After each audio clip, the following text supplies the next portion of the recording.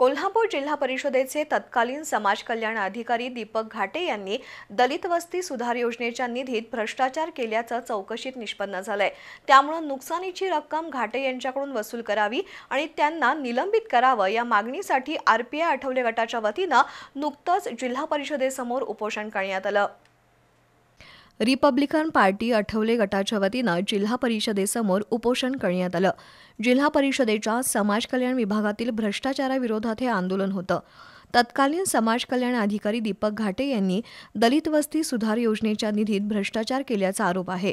जिल्हा परिषदेचे अतिरिक्त मुख्य कार्यकारी अधिकारी संतोष जोशी यांनी केलेल्या चौकशीत घाटे यांच्यावर ठपका ठेवलाय। या व्यवहारात 22.5 लाख रुपये अतिरिक्त खर्च झाल्याचं निष्पन्न झालंय। ही रक्कम दीपक घाटे यांच्याकडून वसूल करावी आणि त्यांना निलंबित करण्याची शिफारस राज्य शासनाकडे करावी अशी मागणी करण्यात आली आहे। आंदोलनात सतीश माळगे, नितीन कांबळे, अनिल नलवडे, सतीश जाधव यांच्यासह कार्यकर्ते सहभागी झाले होते।